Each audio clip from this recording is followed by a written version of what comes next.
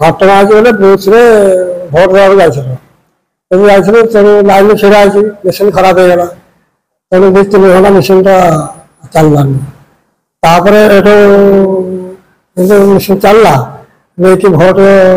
দেখি ধরিছি অসুবিধা কিন্তু গোড় করে আসবে না সঙ্গে সঙ্গে আমরা সমাজেই চলে আসবে ভীষণ খরা খুব গহଳି ସକାଳୁ ଗଲା ଗାଧୋଇ ପୋଖରୀରୁ ଆସିକି ମୁଢି ଗୋଟେ ଖାଇକି ମତେ ପଚାରିଲା ଭୋଟ ଦେଇଯିବା ମୁଁ କହିଲି ହଁ ଚାଲେ ମୁଁ ସାଇକେଲରେ ତୁ ଅଟୋରେ ଆସେ ତେଣୁ ସେ ଅଟୋରେ ଗଲା ମୁଁ ସାଇକେଲରେ ଗଲି ତାକୁ ଆଧାର କାର୍ଡ ଦେଲି ଲାଇନରେ ଛିଡା ହେଲା ଛିଡା ହବ 2-3 ଘଣ୍ଟା ବିତିଗଲା ଖରାଟା ବି ମେସିନ୍ ଖରାପ ହେଇଗଲା ମେଡିକାଲ ଆଉ ଯଦି ପଡିଗଲା ପାଣି ଫାଣି ବାଡେଇଲା ଭିତରେ ତେଣୁ ଆଉ ସେମିତି ଆସିଲାନି ଆଉ ତାପରେ ସେ ଆମ୍ବୁଲାନ୍ସ ମଗେଇକି ପଳେଇ ଆସିଲା ଆଉ କଣ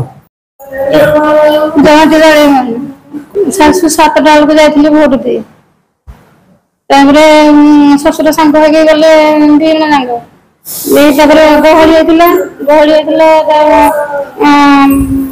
ଭୀଷଣ ଖରା ହେଇଥିଲା ଖରାରେ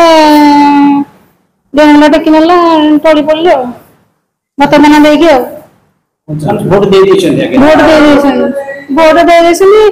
ଦେଇକି ଗରମ ହେଲା ଆସିଲା ବେଳକୁ ଟଳି ପଡିଲି ଆଉ ସେଠି କଣ ବ୍ୟବସ୍ଥା କିଛି ନଥିଲା କିଛି ମାନେ କେମିତି ମାନେ ଫ୍ୟାନ କିଛି ନଥିଲା ସେଠି ସରକାରଙ୍କ ତରଫରୁ କିଛି ବ୍ୟବସ୍ଥା ଠିକ ଠାକ ନଥିଲା କିଛି ବ୍ୟବସ୍ଥା ଜମା ବିନାୟକ ଦଳେ ତାଙ୍କ ପୁଅ ଆଜି କୁମୁନି ଦଳେ ବାପା ନା ଜାମଦର ଦଳେ ମନୋଜ ବିନାୟକ ଦଳେ